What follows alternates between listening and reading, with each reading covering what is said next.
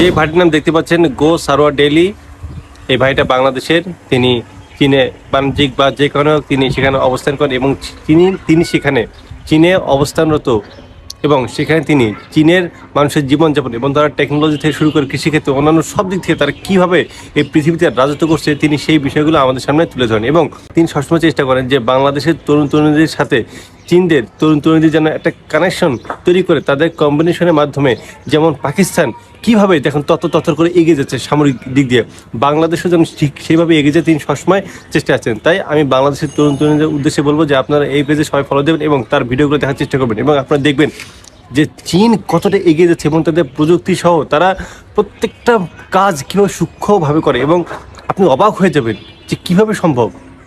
আসলে একটা দেশের জাতি, একটা দেশের জনগণ কীভাবে এত পরিশ্রমী হতে হয়, কীভাবে দেশপ্রেমিক হতে হয়, কীভাবে নিজের কাজের প্রতি এবং দেশের প্রতি ডেডিকেট হতে হয়, আপনি ভিডিওগুলো দেখলে বুঝতে পারবেন। এবং আমি শিওর, আমি আপনাকে গ্যারান্টি দিচ্ছি যে এই ভিডিওগুলো দেখলে আপনার নিজের দেশের প্রতি ভালোবাসা জন্মে এবং আপনার মনে হবে যে চীন সম্পর্কে যে খারাপ বিষয়গুলো জানতেন সব কিছু দূর হয়ে যাবে। আমি চাই যে চীনের এবং বাংলাদেশের মধ্যে অনেক ভালো একটা সম্পর্ক যেন তৈরি হোক।